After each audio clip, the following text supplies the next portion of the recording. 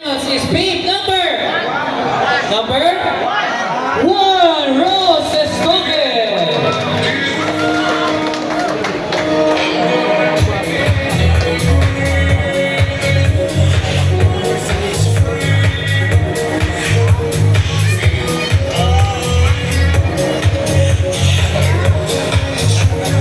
And joining Rose is babe number. Lipat ko lang yung Rose sa kanyang apelido. Number 4, Betty Rose.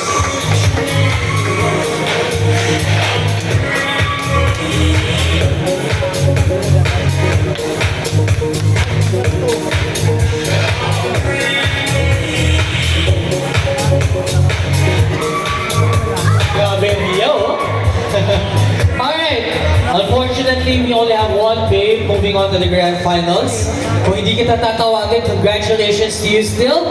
This may not be the start of your journey, but it may be the start of more competitions for you. We'll see you again in the grand finals. Babe number 2, Aya Solida.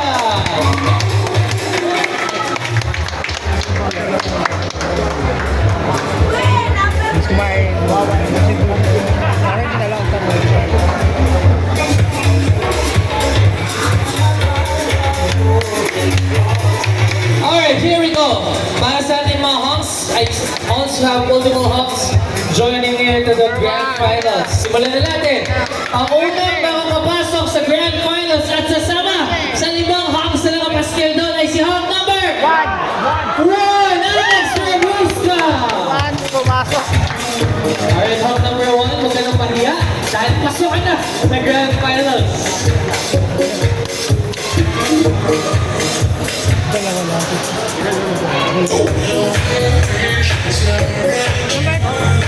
Alright, this time around, unfortunately, isang honk na lang po ang magbubuhat sa grand finals.